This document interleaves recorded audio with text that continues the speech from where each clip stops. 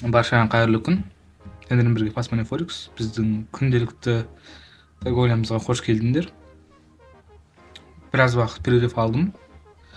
Күндөрүң үчүн рахмет дагы да. Ал энди соодамызга кирсек. Бүгүн негизи валютный паралармен торговля істегим келген эди, бирок проценттери, яғни выплаталар унамай турмаган. Ну, все, көрейик. Попытка не пытка. Аудиовизуальный валютный парасы биздин назарымызда қазір. 5 минутка кірем. Как всегда. Так, қараңдар. Биздин назарымызда swing low, swing high тұр. Өздерің көріп тұрғандай. Мына swing low просто түсіндіре кетейін жалпы. Мына қазір жауып жібере салайын, қайбетпесеңдер. Блин. Так. Закрыть. Выйти. Swing low, swing high тұр, короче. Бұл естігендер бар, естімегендер бар. Естімегендер үшін, короче, swing low деген просто айтып кетемін, короче. Жеңіл желпі алыпшы. Swing low деген ең төменгі тұрған ортасындағы свеча. Осы жерден алып, мына swing highға шейін, мына ең біздің случайда неяқта тұр, қаршы. Ең жоғары тұрған ортасындағы свеча. Swing low'дан swing highға дейін аламыз. Мінекей. Қазір бізде қай жақта тұрмыз? Біз қазір премия зонада тұрмыз. Біздің ровно ортамыз мына жақта, өздерің көріп тұрғандай. Примерно на глаз өлшедім да, енді 0,5 осы жақта біздің зонамыздың диапазонының. Қазір бізде жоғары жақта тұрғаннан кейін негізі төмен зеркалар ашқан біз үшін дұрыс болады. Потому что өздерің көріп тұрғандай баға осы точканы ең үлкен нақтылап, и қазір енді жайлап құлап келе жатыр. Өздерің көріп тұрғандай. Мына жақта бізде rejection блок бар. Осы rejection блок бізде бағаны қазір тоқтатып тұр. Байқап тұрғандарындай жоғары қарай. Бұны да өту керек негізі баға бізде. И мына жақта бізде ровно біздің мынау сбалансированный диапазонымызда өздерің көріп тұрғандай имбаланс бар. Центрде орналасқан да, примерно. И мына жақта ордер блок бар. Примерно баға менің ойымша осы жерге дейін келіп, и дальше реакция алуы мүмкін какой-то, да, вот. Мына жақта тоже бізде BPR бар, өздерің көріп тұрғандай. Мынау имбаланс, и мынау имбаланс. Қазір көрсетіп жібере салайын. Мынау имбаланс бізде просто өтіп кеткен. И баға өздерің көріп тұрғандай өтіп кеткеннен кейін мына свич жабылды ғой. Баға қалай поддержкадан қарашы, жоғары қарай кетті, қайтып келді, и қайтып жоғары қарай кетті. Вообще это же прям алгоритм. Енді қараңдар, біз естиміз, біз төмен сделка, енді примерно приоритетті төмен деп сделка ашуға қарастырғанымызды байқадық. Енді свечаның анализіне көшейік. Бізде мына жақта свип болып жабылды, закреп болып жабылды. Ну, енді свип деп алсақ та болатын еді, но хорошо, мына жақта бізде имбаланс бар. Осы имбаланс бізде баға толтырып болды істеу, и төмен қарай кетті, жайды закреп болып жабылды. Келесі сел бізде орындалып тастады, в принципе. Вот. Мына жақта енді бізде мына свечамыз бізде ордер блок. В принципе, осы жерден реакция алуы мүмкін. Давайте 3 минутқа кірейік. Негізі төменде сделка ашуға ситуациялар ждап көретін боламыз. 3 минутта бізде свип болып жабылды. Келесі мына жақтағы хай. Именно осы бізде хай, бізде равный хай создавать етіп тұр, өздерің көріп тұрған. Барлығы бізде ликвидность. Бұл қазір мен сендерге көрсететін боламын, қай жақта ликвидность екенін. Міне. Ал бізде не? Бізде равный хай, өздерің көріп тұрған алгоритм, который бізде специально создавать еткен. Мына жақта тоже бізде равный хай. Осыны бізде баға агрессивный түрде жоғары қарай кетіп шешу керек. Негізі төмен кетіп бара жатқан ситуацияда жоғары сделка ашу қате. Бұны сендерге қайталамауға ұсынамын. Қайталамауларыңды сұраймын. Бірақ мен енді профи болғаннан кейін мне можно. Авам нет. Мына жақта бізде BPR бар, өздерің көріп тұрғандай. Баға бізде бірінші агрессивный құлады. Имбаланстан төмен қарай кетудің орнына агрессивті түрде жоғары қарай өтіп кетті. И келесі жолы келген кезде қараңдар. 5 секундтық, 15 секундтық таймфрейм, міне қараңдар, қалай бізде точно баға реакция алған жоғары қарай кетіп. Потом қайтып поглотить етті. Мына жақта бізде ордер блоктан реакция алды. Жоғары қарай кетті, қайтып төмен қарай кетті. Былай жүрді, осы жерден объем жинап. Мынау бізде боковик, кішігірім да. Бізде бұл боковик болды деген сөз, бізде накопление болды. Алгоритм жинады. Ликвидность старт деген сияқты болды. Ондай тема, короче. Так, бізде 3 минутта закреп бар. Келесі цель мынау орындады. Кішігірім түсініксіз болып тұр ситуация. Закреп бар. Келесі шартовый болуы мүмкін. Но бізде мына жақтағы бағанағы біз имбалансқа қарай келе жатырық қой. Естеріңде ма? Соны ұмытпаймыз, короче. Пока енді баға құлауы мүмкін. Төмен сделка ашсам мен қуанатын едім. Закреп бар. Келесі свеча шартовый болуы мүмкін. төмен қарай кетуі мүмкін, бірақ обязательно бізде манипуляция болатынын ұмытпаймыз. Егер де қараңдар, бізде келесі фича төмен кететінін білсеңдер, баға бірден кетіп қала салмайды. Бағада алдау болу керек, манипуляция болу керек. Яғни бірінші төмен қарай кетпес үшін бізде баға жоғары қарай кетіп, одан кейін барып төмен қарай кетуі мүмкін. Жоғары қарай кеткен қозғалыста біз төменде бізде ашуымыз керек, чтобы удобно позицияға кіру үшін. Ал енді баға жоғарыға кеткен кезде қай жерлерге барады?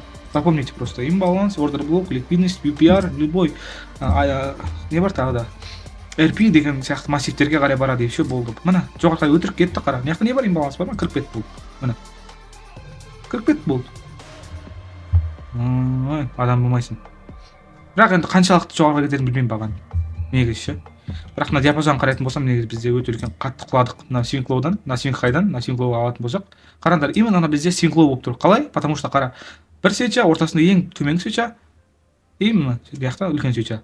Яғни осылай алатын болсақ, бізде баға негізі диапазонның ортасына дейін келу керек. Ортасында бізде не бар? Ортасында өздерің көріп тұрғандай имбаланс бар мына жақта. И ордер блок бар, көріп тұрғандарыңдай. Соған дейін бару мүмкін. Вот. Көреміз. Қараңдар, закреп жоқ, значит келесі төмен қарай. Төмен жақта свеча. Көріп тұрғандарыңдай. Міне, қысым кетті. Посмотрим. Аудио видео валютный парас.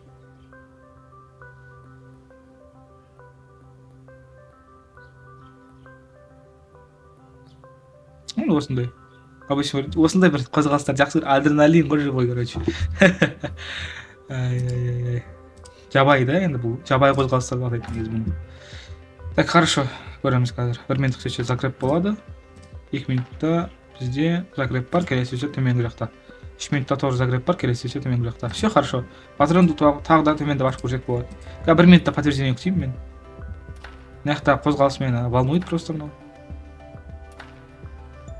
Көрейік қазір. 2 минут растап тұр, 3 минут растап тұр, қараңдар, закреп бар. Келесі свеча мынау. Мына жақта 1 минут растамай тұр да, сол 1 минут растаған керек та маған, короче. Мынау біздің RP зона. Ойбай өптік деп. PD зона, қараңдар бізде. Swing high-дан swing low-ға дейін міне. Бағанағы 0.5 зонаға келатыр бізде. Осы жерден төменде бізде қашсақ, смело адем болады да.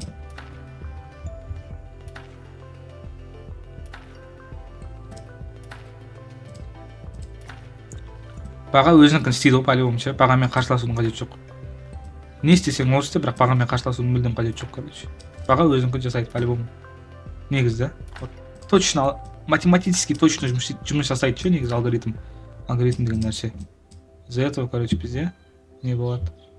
Так, бізде свитпен жабылды. Келесі целді орындап жатыр қазір баға бізде. Направление ауысты 30 секундта. 1 минутта не болып жатыр бізде. Закреп болып жабылды, келесі мына жақтағы хай. Хотя бы осы жақтағы хайды орындау керек негізі баға. Просто мен әшейін бір өтірік сделка ашып жіберсем де болады жоғары қарай.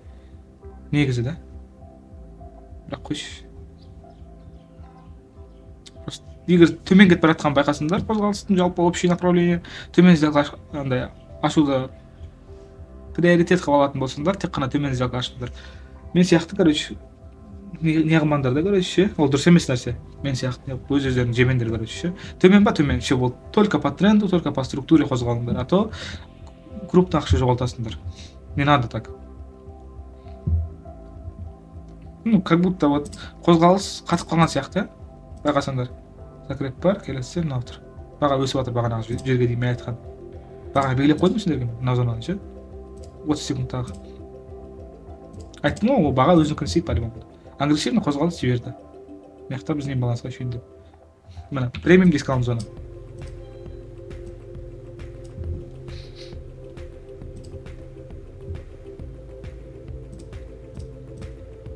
Так, мына мына ликвидность шешті бағанағы закреп бар дегендегі. И дальше қазір что же будет? Мына осылай жабылатын болса, қазір тура естімен төмендетіп бізге қарсы жасайтын болады. Вот, мына кішігірім баланс отырып кетті. Бірақ 0.5-қа енді барған жоқ. Мұны шер көрейік та. Мына қазір сәл жоғары қарай кетіп, одан кейін барып төмен кету керек негізі. Блин, 2 сделка ашамын деп едім. Хорошо, тағы 1 сделка ашып берсем.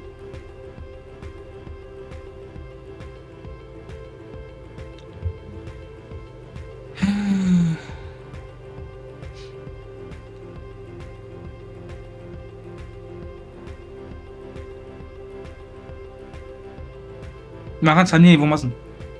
Жалпы ше. Мен осы уақытқа дейін кукуруз егіп жүрмін ба? или қауын егіп жүрмін ба или дарбыз егіп жүрмін ба түсінбеймін мен ше жалпы. Осының барлығы жалпы усердно білім алып практика жасап оқығанның арқасы.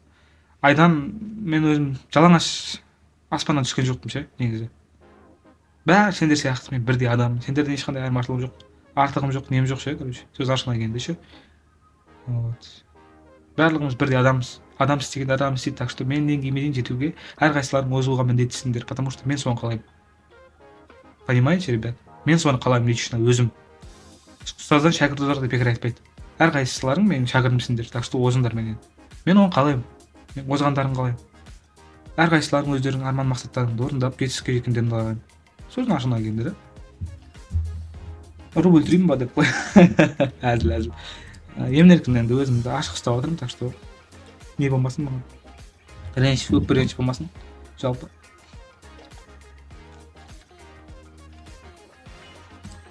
Алланың қалауымен жақын арада 100 000-ға жақындап қалдық негізі. Так. Давайте басқа көрейік. Не бар?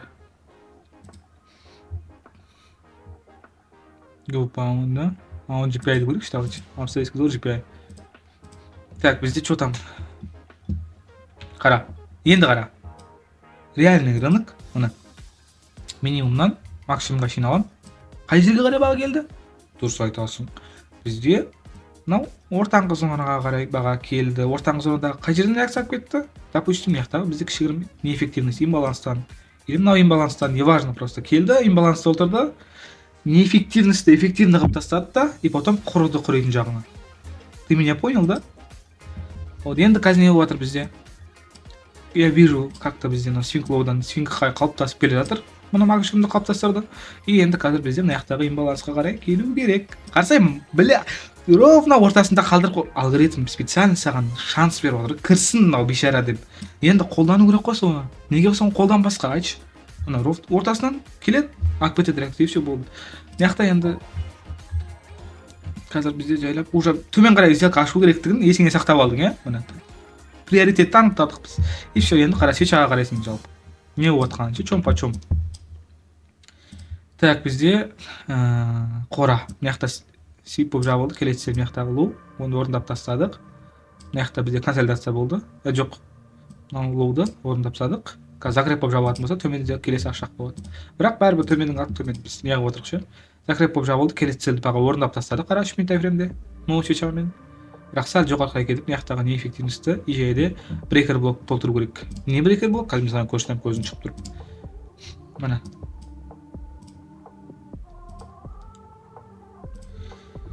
Так, мынаяқта бізде не бар? Бізде BPR бар. Осы BPR қарай баға келу керек. По поводу брейкера, последняя нисходящая свеча перед поглощением, который бізде брейкнула, да? Дұрыс па? Негізі дұрыс емес па? Осы жерден баға реакция алу керек еді негізі. Пучи ордер блоктан баға өтіп кетті. Негізі реакция алды. В принципе, қарашы мынаяқтан ровно келіп тиді ма? Тиді. Мынаяқта енді өтіп кетті. Енді ол бола береді енді деп қой. Вот. О, мына келді BPR зонасына. Давайте көрейік қазір. Новый свеча ашылды. Свип болып жабылды. Келесі цель, мынаяқта хай орындады. Білмеймін, что-то түсініксіз болып жатқан сияқты да. Ми ашып кетті негізі, мен де миыма секілді. Закреп болып жабылды, келесі целді орындап қойдық. Сәл қазір жоғары жаққа қарай коррекция болып отыр. Pullback, откат. 3 минутқа, 2 минут бізде кіреміз. 2 минутта бізде закреп болды, целді орындап тастады. 1 минутқа кіреміз. 1 минутта бізде свип болып жабылды, келесі цель мынаяқта хай. И қазір өсіп жатыр уақытша. Ал енді PD массивпен алатын болсақ, PD мына бізде равновесие зонасы мынаяқта. Мынаяқтағы біздің RP-ден, ойбай, неден ресет поинттан төмен сделка ашқан бізге дұрыс болады. Осы, ёпты, бәсе. Сәл андай жетпей қалғаны бар да. Өйстіп автомат ойлау керексіңдер, автоматым просто ше. Вот. Көрдіңдер ғой, мен сендерге айтқан түсіндірген нәрселердің барлығын командадағы жігіттер мен қыздар байланыстырып беріп жатырмын қазір торговляда ше. Даже если командадағы жоқ жігіттер мен қыздар да түсініп жатыр. Бүйтіп қарайтын болсаңдар ше. Это уже божественно. 90 мыңға жетіп, мен бір жерін қысам. Просто көп отырғым келіп жатқан жоқ рынокта. Кішігірім қысқа торговля болды енді. Но ничего не поделаешь. Но зато сендер өте үлкен сабақ алды деп ойлаймын жігіттер қыздар ше жалпы. Көрдіңдер ғой, мен қанша сделка аштым? Бүгін 2 сделка аштым ба? Екеуінде де баға агрессивный төмен қарай кетіп қалды. Думайте, не взломал рынок? Нет. Нет. Екеуінде агрессивный түрде бізде потоктар кетті. Төмен қарай кеткен потоктар агрессивдер кетті. Ол нені білдіреді? Менің білімділігім мен біліктілігімді білдіреді. Мен осы уақытқа дейін күріш егіп жүрмегенімді білдіреді. Жалпы. Понимаете? Вот так вы сможете прям айтсаң сөзің еш жоқ. 90 мыңға жеттік па? Жеттік. Жалпы өте тамаша. Так, біздің ютубтың көрермендері өздерің көріп тұрғандай просто видео түсірдім, бастадым, ешқандай монтажсыз, шантажсыз, ештеңкесіз, просто астына музыканы қойып қойдым капкат приложениесінде, и все болды. Мен сендерге қазір живой торговлямды салып жатырмын, тірі саудамды салып жатырмын. Тірі саудада осылай мен сендерге жақсы, шүкір Аллаға, результат көрсетіп жатырмын. Бізде 4-ақ сделка ашылды. 3+1- и все болды. Осының өзі жетеді мысалға 1400-ға, қазір 1400. Общий мысалға қанша таптық біз?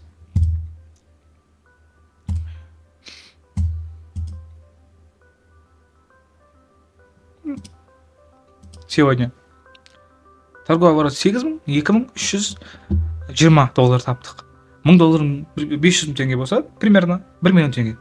Айтып отырып сендерге 16 минутта примерно сондай тауып тастадық. Еще мен ол әр ашқан сделкам сендерге өте тамаша қылып түсіндірдім жалпы ше, в принципе.